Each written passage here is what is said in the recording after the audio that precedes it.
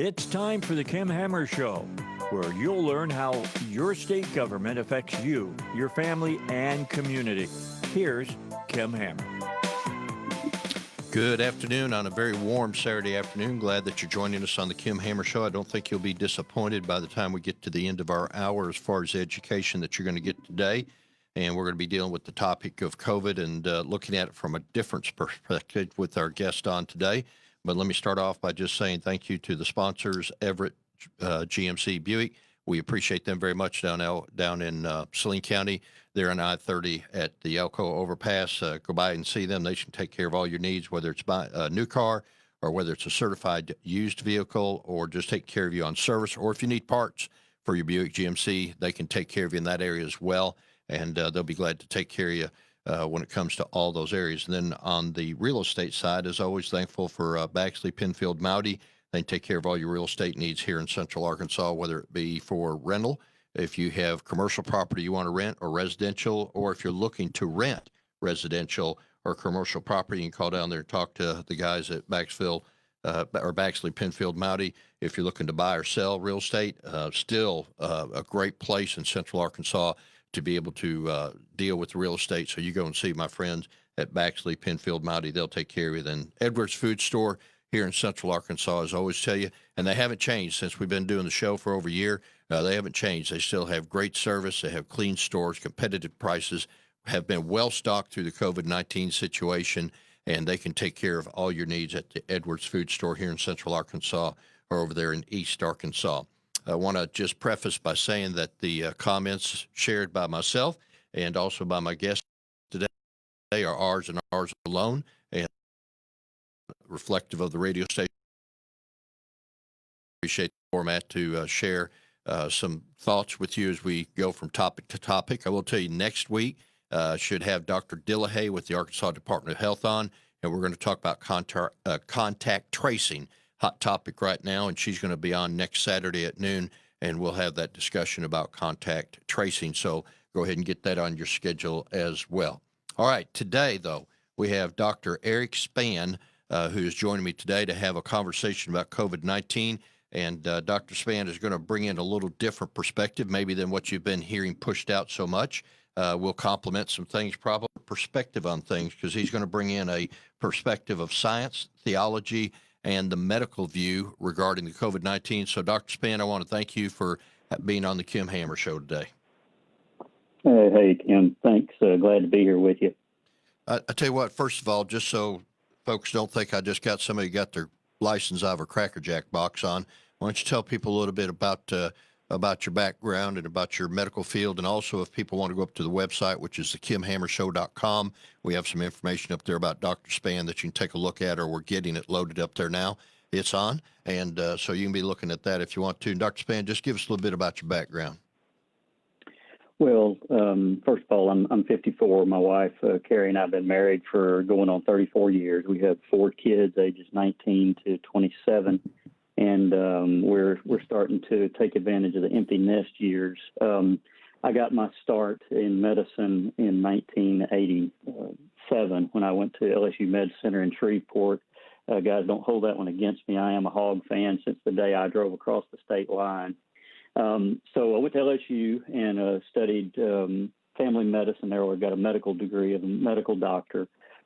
Which is probably the hardest degree to get, and then went on to stay at LSU for specialty training so that I could be a missionary, third world missionary doctor who could deliver babies and take care of children, adults, the whole range. I'm a family physician, board certified, started out there, became a fellow of the American Academy of Family Medicine in 2001, and I've been a physician in Arkansas from the day I finished my residency, and have been practicing here for 27 years with 2 health systems. My first job as a private family physician, it was full service with obstetrics and surgery and family medicine clinic, hospital ER. That was for 18 years from 1994 through 2011.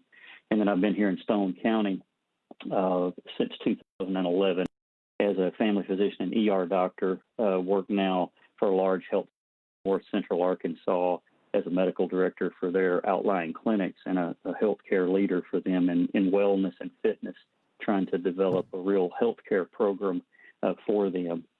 So that kind of gets you up to today. I'm a fitness physician, by the way. I'm a triathlete and a triathlon Ironman coach, and that's part of my practice day by day. So my background is more trying to help people stay well than it is just treating their illnesses. So with that, that's an introduction. If you have any questions, I'll be glad to answer more. Well, I'll tell you what, let's get into the meat of the matter because we're talking about COVID-19. And just for everybody that's listening, this is not necessarily an adversarial kind of environment we're trying to create today. But I think Dr. Spann will put a different light, if you will, on the subject matter that there are a lot of fears, and we're trying to distinguish, are some of those fears legitimate? Are they driven by the media? Are they driven by narrative? Or what are they driven by? So the conversation I'd like to have with you today is anything that can be backed up by fact. And I did introduce you being threefold as, appreciative of the science, but also the theology and also the medical side, which those three should all, mesh together, in my opinion. So the conversation today, I want it to be based on what's driven by data that you can back up, and then whatever you have that we can put up on our website that people want to get, I'll get you to send that to me and we'll put it up there. But let's start with one of the more controversial things that seems to be floating around out there, and that's the idea of mask. Even in the church world, it can be a point of contention within churches as to whether people ought to be wearing masks or not being wearing a mask. And so just give us some perspective and then back up your perspective with what you can substantiate with from a factual point of view. Right, and understand, Kim, I'm an evangelical Christian. I practice my faith and my practice every day, and good science and faith don't have to be separate. As a matter of fact, they go together really well when done right. So that's why the Bible says that there's a science falsely so called, because that's a real science. And I may make reference to Daniel's scientific mind in our conversation, but just so you understand, I'm surrounded right now by a stack of articles from everything from hydroxychloroquine to masks to some of the science that's been faked and retracted in the last week or two to vaccinations. I've got about 5,000 references sitting right within 3 feet of me. So what I say, I may give you references. Most of the things that I were to reference, the average layman is not going to be able to read with any understanding because they are so scientifically driven. And I've gone back all the way to the swine flu of 2009 and studies all the way from Vietnam to Russia to Africa to Australia to Seattle, Washington, Japan, right here in my presence. So let me just give you, with that, a little background. You have to understand the virus that we're dealing with before you understand about masks and why what our state is recommending is what we're practicing, and then maybe some of the controversies about that. So realize that COVID-19 is the name of the disease that you get when you have exposure and become infected with SARS-CoV-2. Now, there was a SARS-CoV-1, if you remember, back in 2016, 2012, and I may get those mixed up from time to time because we had SARS and we had MERS. But if you remember SARS, and I believe it was 12, SARS was SARS-CoV-1, and that was a very lethal virus that it killed a lot of people percentage-wise, but it didn't spread as easily for reasons that we'll talk about. Now, SARS-CoV-2 is the virus, and this virus comes out of what we call the bat coronaviruses.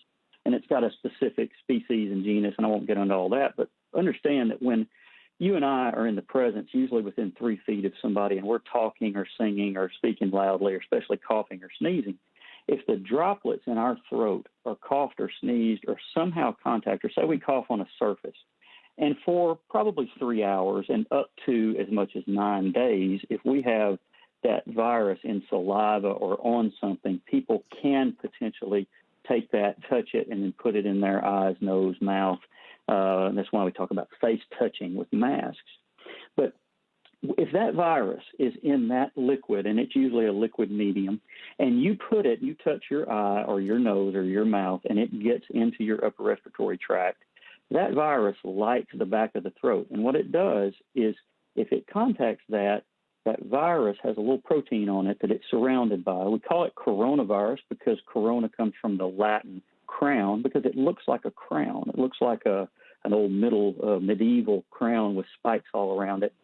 So what you do is that virus attaches to your cells in your throat, by the way, by the same receptor that people who use valsartan and losartan and these drugs we call ARBs, by the way it works on blood pressure. One of the reasons that we had such questions about whether certain blood pressure medicines would make people more or less susceptible to SARS-CoV-2 and then COVID is because it attaches to what we consider a blood pressure related receptor.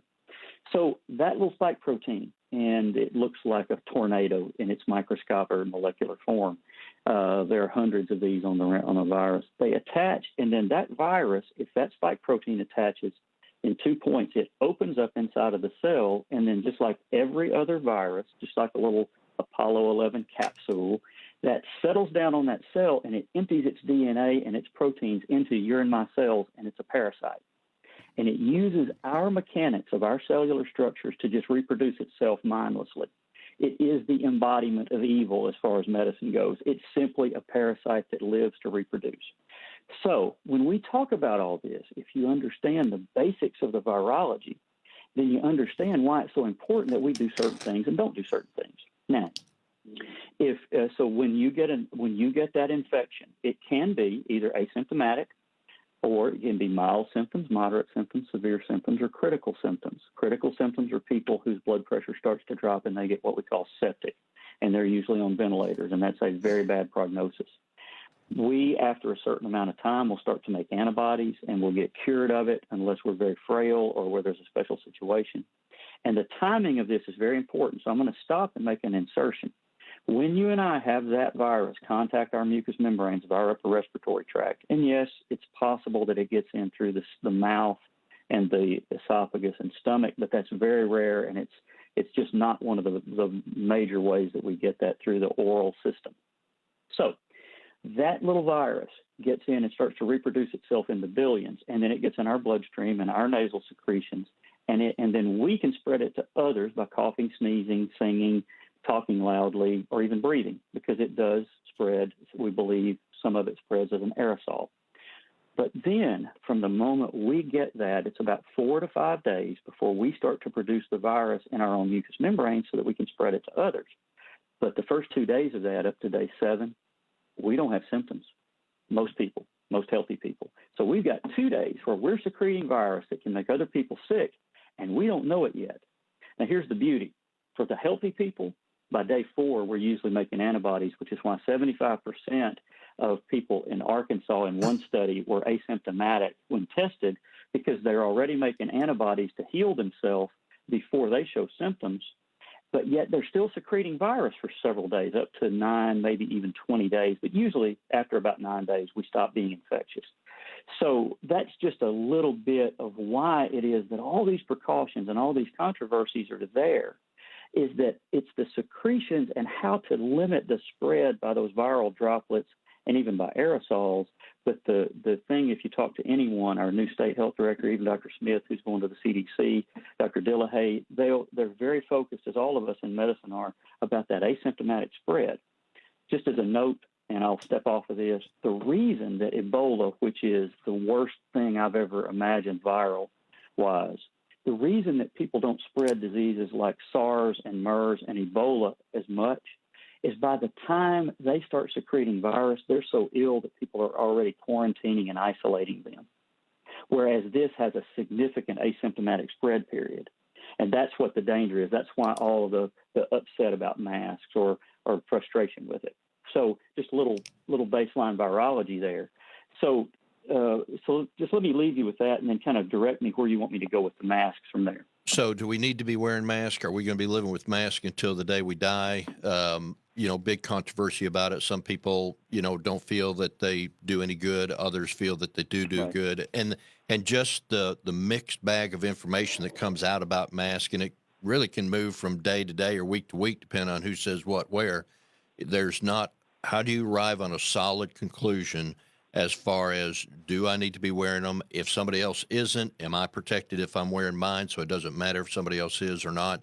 How do you resolve the conflict around the mask, and what's best practices as far as where we are now? And when could we see not having to wear a mask, or are we always going to have to wear a mask until, they get a vaccine that'll take care of this?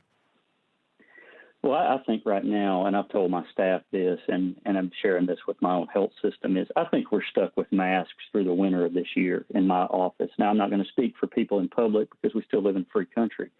But the idea is, you ask about best practices.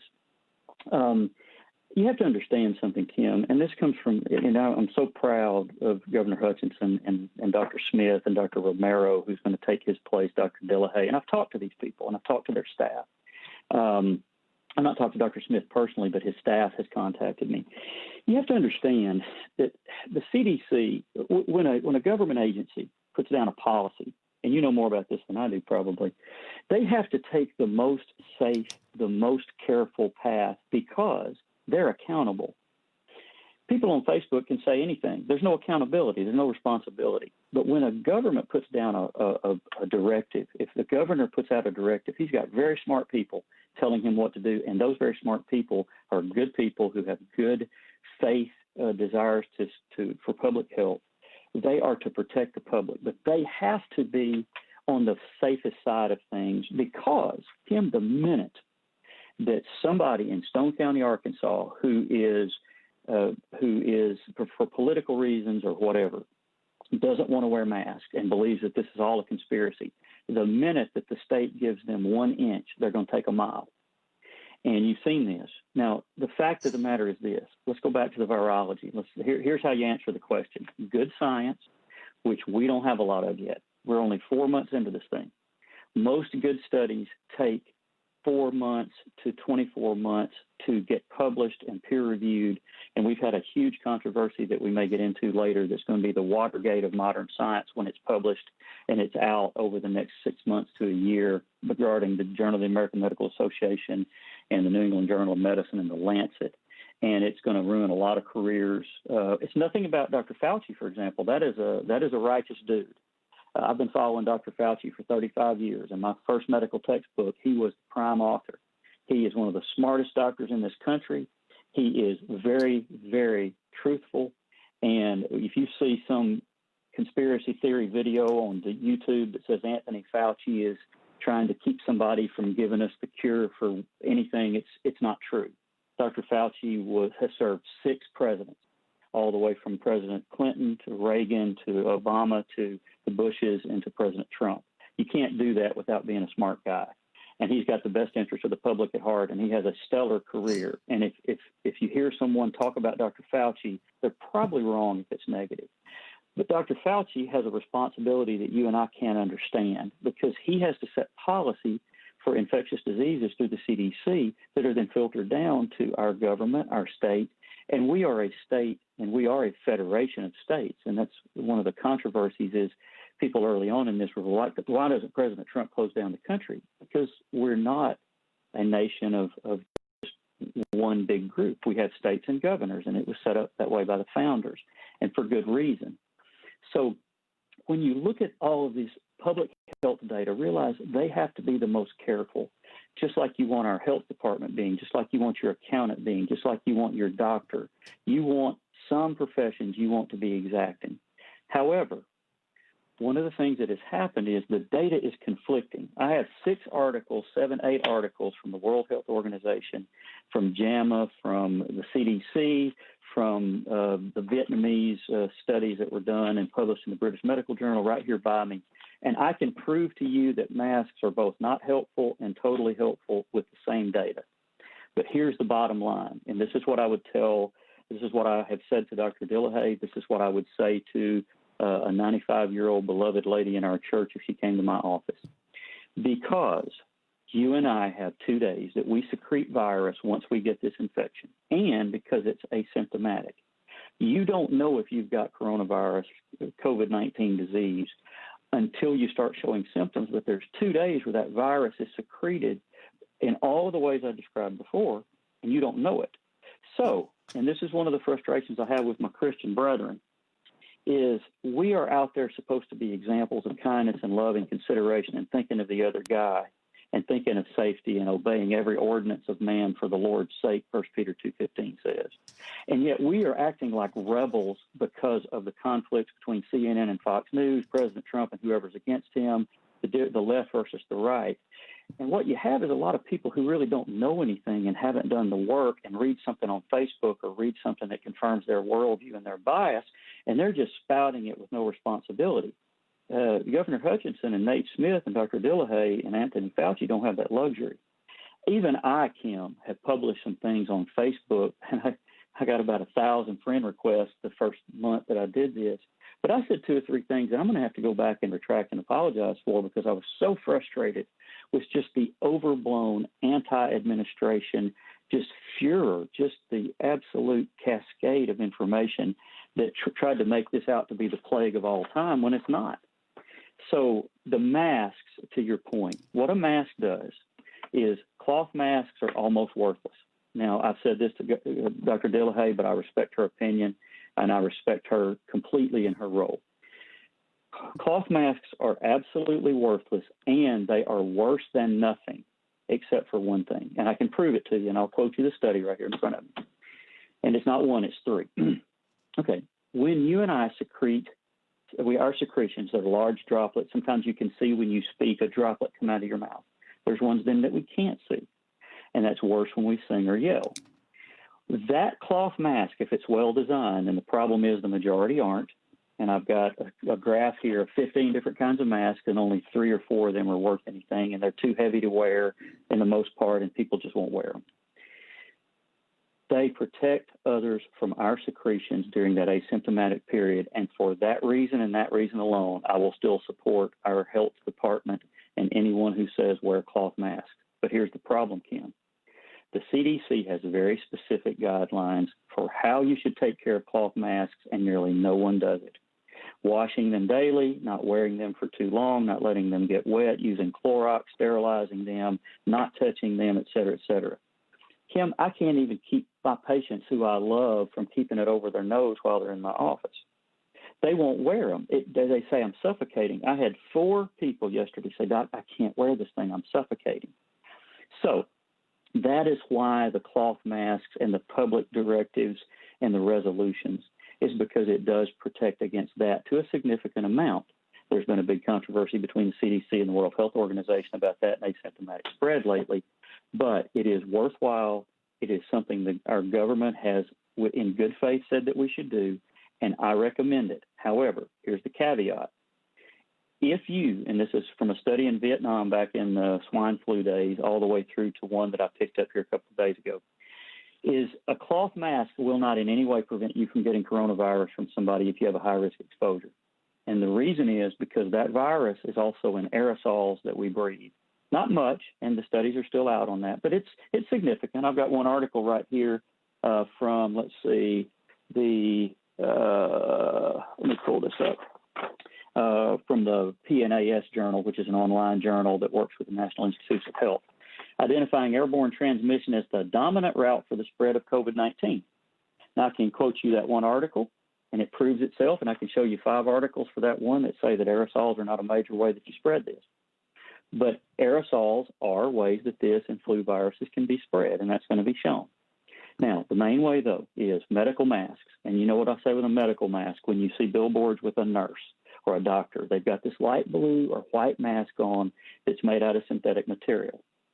That mask is absolutely the right thing to do if you can get a hold of them all the time right now, except when you're in your home with your family. I mean, let's use some common sense here. But that mask is 1,300%, 13-fold better than a cloth mask at preventing you from getting coronavirus disease. And it's shown that to prevent coronavirus disease from you receiving it, from it being transmitted to you, that wearing nothing is 400% better than wearing a cloth mask. Now, that's going to make some people mad, but I'm sorry. That's the data. It's from a study done in Vietnam, and it's unimpeachable, in my opinion. And the World Health Organization, the British Journal of Medicine, everybody on my desk has quoted that study as saying cloth masks will not help you prevent coronavirus from receiving it or being transmitted to you. So it's all about source control, we call it. Dr. Dillehay will talk to you about source control. That is what cloth masks help, and that's why they should be worn. And we are stuck with this until this thing comes through and we get a vaccine, or we get a treatment that cures this, or we get medications that damp it down to a milder form so that it's not so dangerous. So I went on for a good 10 minutes there. Forgive me. Take me somewhere else if you want to. I'm going to take you to the break in about a minute, but with regards to information about masks, I think that's good information, and you brought some clarity as far as the cloth mask and the, I wear the light blue one. It's white on one side and light blue on the other. Yeah, is the one that I that's wear. a medical mask or surgical mask. Right. Yes. And so I just wanted to bring some resolve as far as what benefit are the masks. We're going to take a break here, but let me give a shout out to the sponsors, and then we'll come back and pick up our visit with Dr. Eric Spann. Thank you to Everett, Buick GMC down in Saline County, also to Baxley, Penfield, Mowdy, real estate needs for all your real estate needs here in Central Arkansas, and then Edwards Food Store here in Central Arkansas, over in East Arkansas. Appreciate all three of these sponsors helping make the Kim Hammer Show possible. We'll be back in a couple of minutes to pick up our interview with Dr. Eric Spann. This is good news, maybe exactly when you need it to. Right now, MediShare is waiving their new member fees. This could save you money on top of all that you'll save each month by becoming a member of MediShare. So many people are looking for a healthcare solution right now, seeing the cost of COBRA plans, for instance. And MediShare is the affordable alternative to health insurance. The typical family saves $500 a month, but you might save even more. MediShare is a Christian community that shares each other's healthcare costs, and because of the current economic situation, they're making it easier than ever. Apply by July 31st, and you'll save an additional $170 on your first month. I'll give you the number here in a second, and if you call, you can get a price within 2 minutes. Just tell them the promo code SHARE to receive your additional savings. Maybe now is the time to make the switch, like more than 400,000 people already have, and start saving. Here it is, called 844-57-BIBLE. That's 844-57-BIBLE, 844-57-BIBLE. Hey, are you guys open? Yeah, we are. Come on in. As businesses reopen across the nation, is your business prepared for what comes next? Salem Surround can help. COVID-19 brought America's thriving economy to a screeching halt. But now, local businesses are getting back to normal, and families are getting out to shops, stores, and restaurants. Are you ready for the return to business and all that pent-up consumer demand? Business recovery plans should be ready to go right now. The marketing team at Salem Surround is ready to help, so you don't waste a minute or a dollar recapturing market share. We'll help design your recovery plan targeting potential customers with proven marketing strategies. With everything in our toolkit working for you: digital, audio, mobile, even audience-engaging contests and promotions. Contact Salem Surround for a free evaluation of your digital marketing plan. Learn more at surroundlittlerock.com. surroundlittlerock.com, connecting you with new customers. Be with us for the next journey into broadcast excellence. Greetings to you, thrill seekers and conversationalists. Rush Limbaugh, America's Truth Detector. A broadcast like no other. It combines two elements rarely found in the same presentation: the serious discussion of issues and an irreverent humor, both offering credibility. He's America's most listened to talk radio host. The Doctor of Democracy and the Chief of the Patriotism Police. And where do you find him? Right here. Weekdays at 11 on 101.1 FM. The Answer. Larry Elder believes you can make interaction with police much easier. We're telling them that they can run from the police, they can take a weapon from the police, they can fight with the police and expect nothing to happen. That is the wrong message to send to black youth. What he is suggesting is something that I have been talking about for a very long time. How about comply? How about comply? The Larry Elder Show. Weeknights at 6, right before Sebastian Gorka at 9 on 101.1 FM. The Answer. Good afternoon. This is the Kim Hammer Show. This is Kim Hammer, your host, speaking, and I want to thank Dr. Eric Spann for taking time out to be with me this afternoon. Shout out to the sponsors: Everett, Buick GMC down in Saline County, Baxley, Penfield, Mowdy in Saline County, representing all of Central Arkansas as well, and then Edwards Food Store. Appreciate these three independent businesses for helping provide the ability to get a message out. And again, the comments of the host and my guests are ours and ours alone. So if you got anything to beat us up about, come to us personally. All right, let's not waste our time for the second half, because we spent the most on the first part talking about the mask. But you hit on something a minute ago. You talked about, a report, and I think it's probably with one of the treatments that was proposed early on in the onset of this, that there may be some information that will come out that might bring some discredibility. That's, as a member of society, just trying to figure this out. We get so much conflicting information, and yes, Facebook and Twitter, and they're even with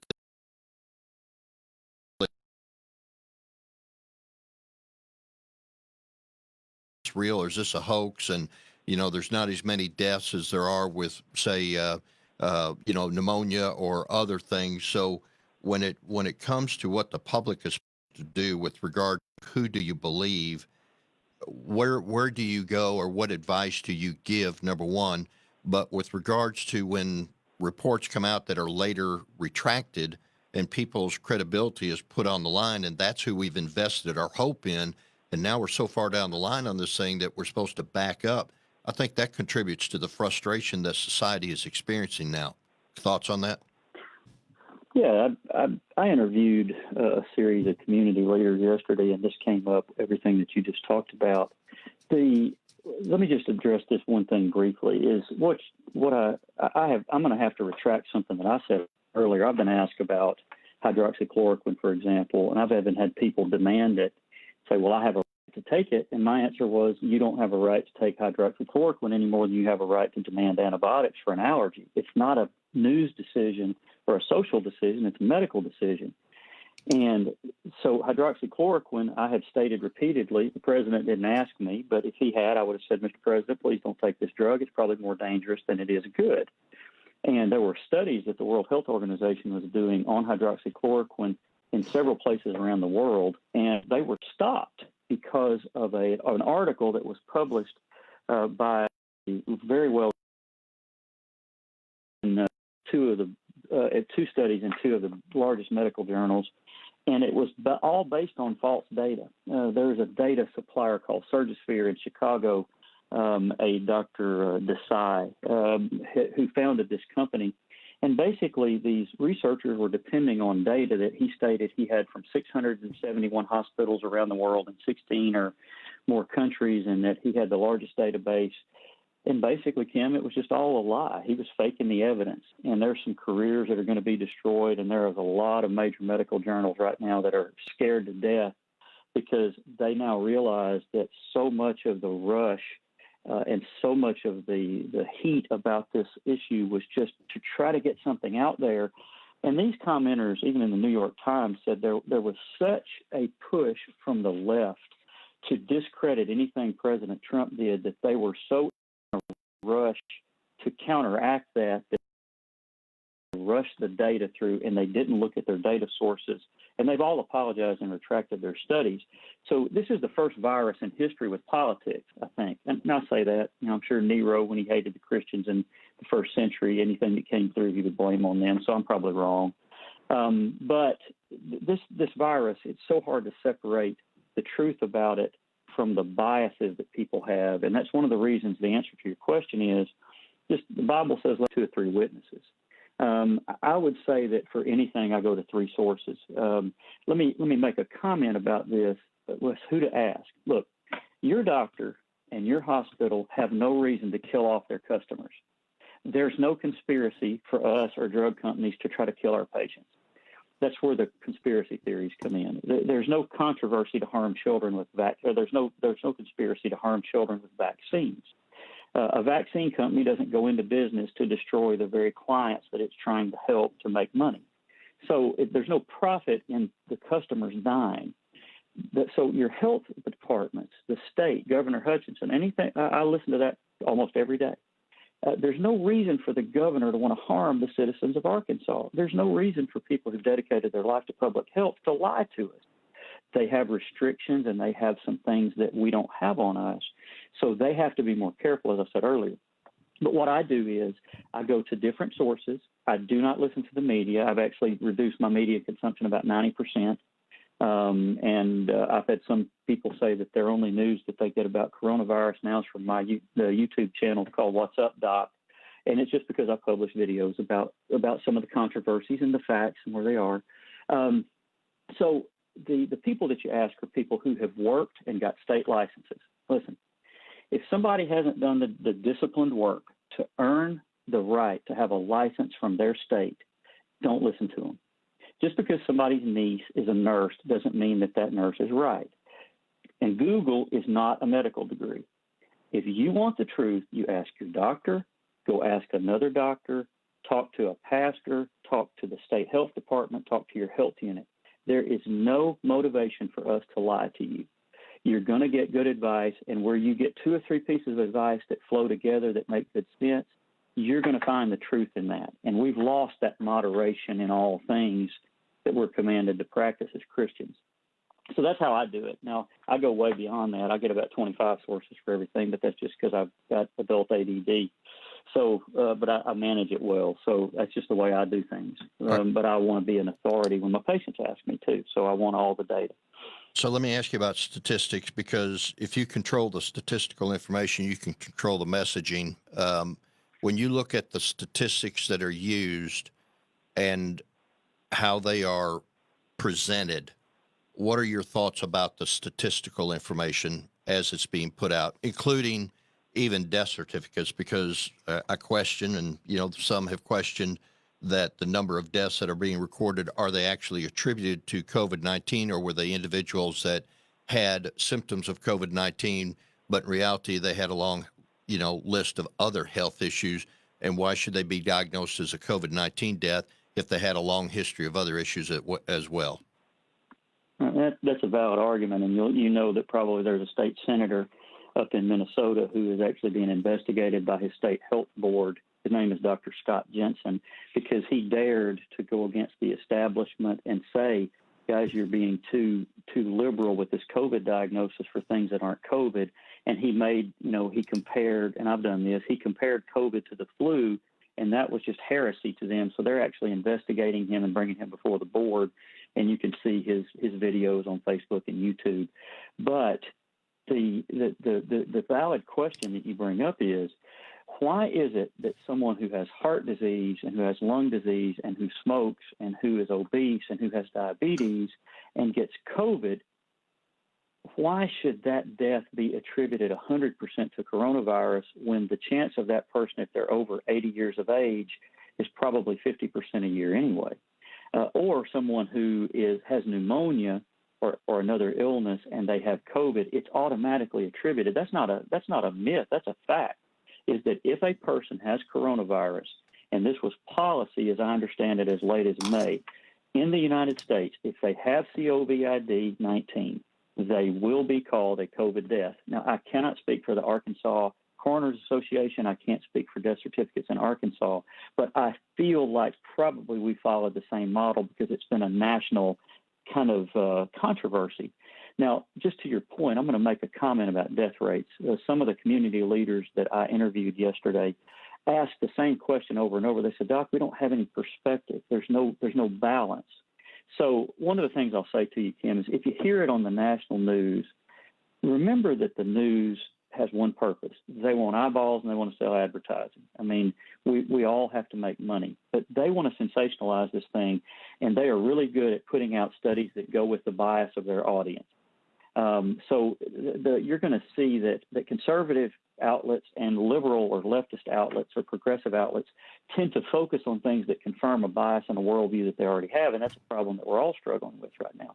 But I'm going to give you a few statistics here that I pulled today from the CDC's website about current death rates. Okay, so if you look, for example, at the death rates of anybody in the United States under 35 years of age, there are more deaths in the 75-year-old and older group than there are completely from those 55 and younger. They only had lost 9 children that are 0 to 1 years of age in this country this year to coronavirus, whereas 7,000 children, 85 flu. You can take that statistic down, and I'll just drop down to 15 to 24-year-olds. 142 people in that age group have died from coronavirus. 390 have died from influenza.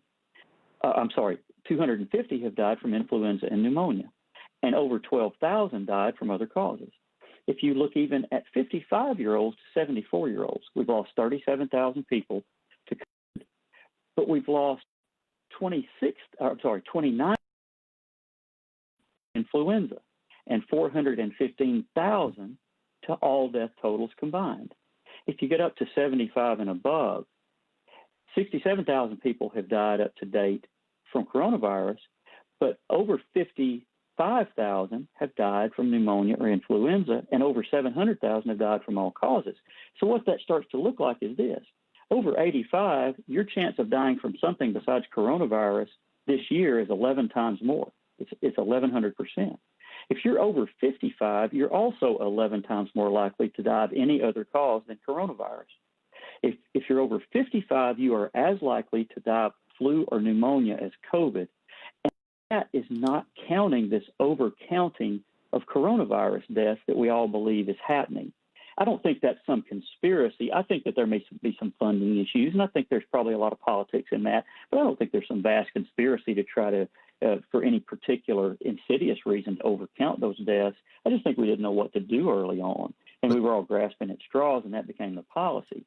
By the way, just as another account, over 75 years of age, it is 8 times more likely that you will die of coronavirus than all of the people under 55 years of age combined. And most people don't realize this, but this illness is unique in that, do you know what percentage of children under the age of 18 were the deaths in the swine flu in 2009? 14% of all deaths were under 18 years of age. Do you know what percentage of deaths under for 85 or 65 years and older? I have 12%. no clue. There were more kids that died, and yet we have made this the plague of all time, and it offends some of us, and it's got a political bias to it. And that's the media so desperately wants to do anything that they can to themselves of this situation. And I don't mean to go political, but it's so evident and so obvious that in 2009 we had one set of circumstances, and I'll leave that to others to consider, that we had a disease that killed 1,500 children. We've lost 9 babies under 1 year of age to this, and yet it's the plague of all time. There is no balance and no perspective in this illness. And that's the problem. 25-year-old kids that are afraid to go outside, Kim. I have kids, 25. Do you know what the chance of dying from a 15-year-old to a 34-year-old in this country is of dying of coronavirus? Do you know what is just as likely for them? Struck by lightning? By a lawnmower rolling over on them. Or being struck by lightning. But there's as many deaths exactly every year from a lawnmower accident than there is from coronavirus in anybody from 15 to 34. And it's about the same risk as being struck by lightning. But yet, there is some reason that we are living in a different generation where we have lost resilience and grit. And kids, young people are scared of their own shadows now. And I think it's because they've been told their whole life that the seas were going to rise and that we had to save the earth and it was going to end in our lifetime. And there's a lot of agendas about that. But these kids are scared to death. Plus, they've had helicopter parents their whole life who pray for graduating the 5th grade and want to keep them from any risk or pain. And these children now have grown up into adulthood and they don't know how to handle stress. Any stress that comes, they wilt. I have people who are angry at me for not being panicked over this. And part of the reason is my faith and my hope in eternity. But the other reason is I look at the data. The chance of me. Now, let me make a comment here.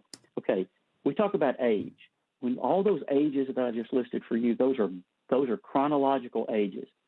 Coronavirus deaths are a lot more associated with your biological age. And what I mean by that is, if you have lived unwisely and foolishly in your adulthood and you are obese and you are a smoker and you have gotten diseases like lung disease and you have given yourself heart disease from not taking care of your health, 80% of the deaths in any age group are related to chronic illness. And it is frustrating to many that those who are healthy and who need to be working and need to be supporting the livelihood, not just the lives, but the livelihood, everyone has to change their behavior so that we can protect people who have been very irresponsible or who won't take care of themselves. And I think that we've had the death of personal responsibility in our culture. And there's many reasons for that we don't need to get into, but I see this every day.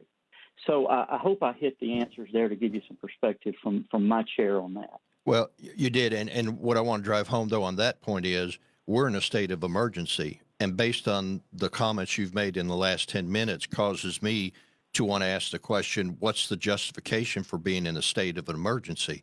Because if this is the reaction we're going to have now, what's the reaction going to be in the future? And you could extend this thing out forever until a cure is found, based partly on the discrepancies in the statistics and how they are presented and the facts behind them.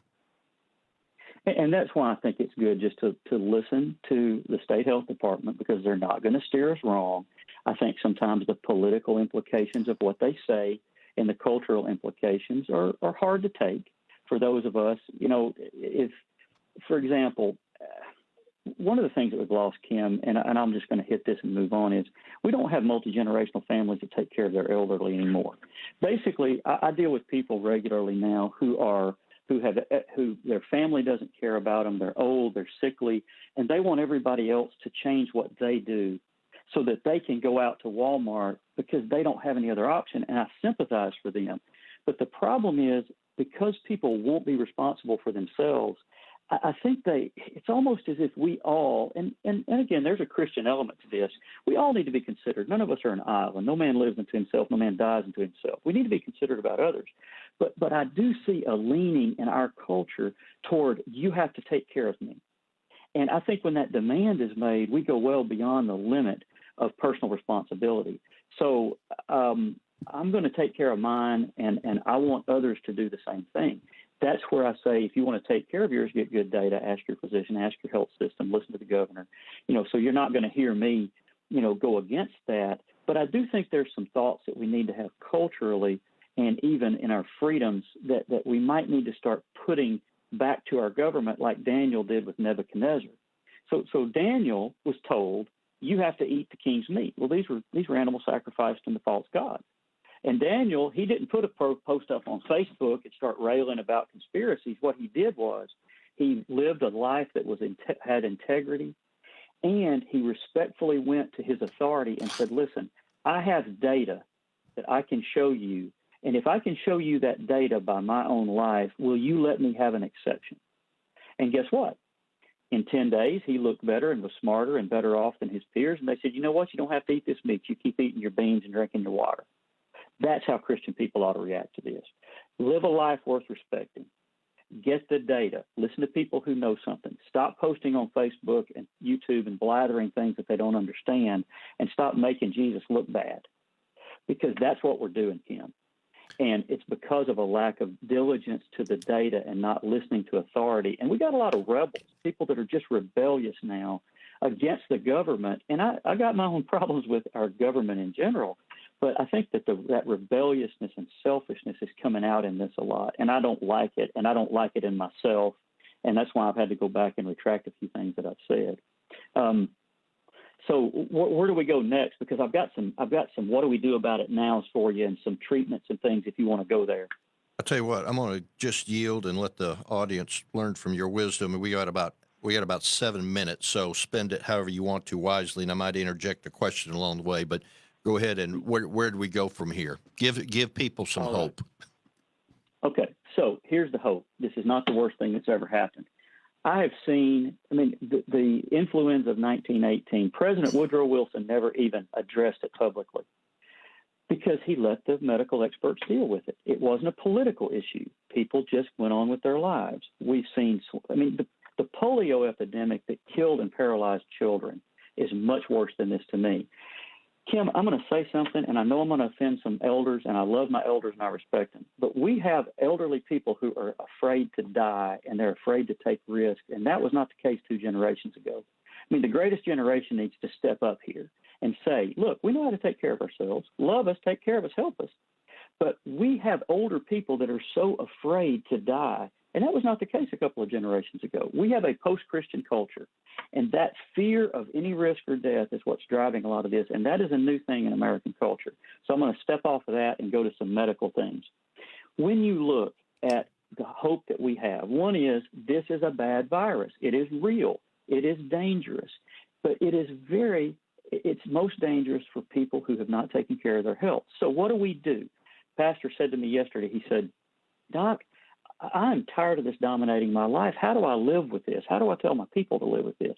Number one is we are going to have medications in the next 6 months to a year, hopefully before the first of the year, to help treat this. One's called remdesivir. It's under phase 3 clinical trials right now, and I expect that to be out in the fall. We are going to have a vaccination that's coming. A company called Moderna is at the head of this right now. They're in phase 3 trials on thousands of people. They have a vaccine called mRNA 1273, I believe it is, that is being tested actively on thousands of people. So far, it's had a 100% antibody response in 15 days and no major reactions or deaths from its use. So that's coming. But we're going to be dealing with masks until that happens, and I believe that'll be through this flu season. Now, we didn't talk about 2 or 3 things we ought to hit on, and that is, number one, we talked about masks because it's so controversial. So I'm going to bring up one really contentious point. Kim, have you heard anybody talk about eye protection? No. Okay, there's a reason for that, because people wearing glasses is not sexy. It doesn't. I'm concerned about the symbolism of masks, and I don't mean to be disrespectful to the governor by any means, but I do think that there's an aspect of our culture, a lot of the progressives that want fear to be the dominant thing, because think about how many freedoms we've given up because of the fear of this. And socialism and socialist governments have police states for a reason. We have a group that wants to destroy the United States, and if they can cause people to fear, they get the government to intervene, and they're going to push that and push that and push that as far as they can. But you don't see that with glasses or with goggles. So you're not going to hear anybody talk about eye protection, which is 60% as important as wearing a mask is. Now, next, social distancing works. It works at 3 feet. It works better at 6 feet. There is no debate about this. If anybody says differently, they're foolish. I have 25 studies by me that all show the same thing. Get past 3 feet and it drops 80%. Get past 6 feet and it drops 90%. Okay. Behaviors, hand washing and sanitizing surfaces. Have you ever wondered why nobody's out there having a controversy about hand washing? Very interesting concept. The reason we don't have any controversy about hand washing was a scientific truth that went against consensus science in 1847 by a man named Semmelweis, and he proved by reproducible data that hand washing was nearly 100% effective at sanitizing hands so that you didn't spread virus. But again, hand washing, not controversial. It's not a political agenda issue, so we don't see it touted. Cover your cough and sneeze. Wear a medical mask. If you want to talk about how we get past this, and by the way, a couple other points about treatments. You got about a minute and a half. Okay, so one of the things that nobody knows about is Pepcid, over-the-counter Pepcid, famotidine, actually reduces the risk of severe illness if you take it, and you can take as much as 6 pills 3 times a day. It's been studied.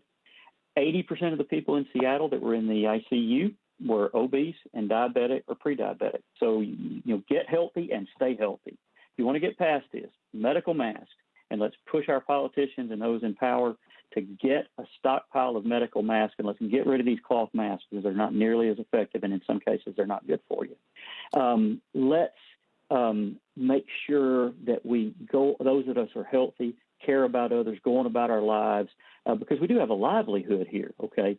We need to make sure that we support and then speak respectfully to our government agencies when the truth seems to confound that. But we need to be respectful, and then we need to be winning about it. And we need to shield our elderly. We've got to keep those folks behind the guard, and we need to go for them. So, those are the major things. But the basic, simple truth that you hear are those 5 or 6 big principles of protection. And really, Kim, the frustrating thing is so many people want to look at what they can't control out in the distance rather than what they have control over, which is what they eat, what time they go to bed, how they exercise, what they think, what they put in their head, and what they speak with their mouth. That is totally in our control.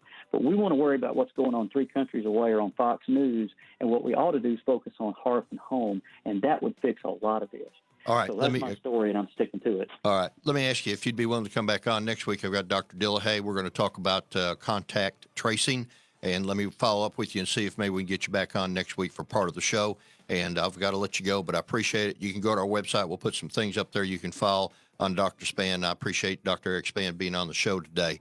This is Kim Hammer, your host of the Kim Hammer Show. I want to thank my sponsors, which are Everett, Buick GMC, Baxley, Penfield, Mowdy Real Estate, and also Edward Food Stores. You can tune in tomorrow at noon. I'll be presenting a message dealing with just some current world issues. So I invite you to tune in tomorrow here on 101.1 FM, The Answer, at 12 o'clock. Hope you all have a great Saturday afternoon, and thank God you live in America where we can have these kind of discussions and debates. Thank you.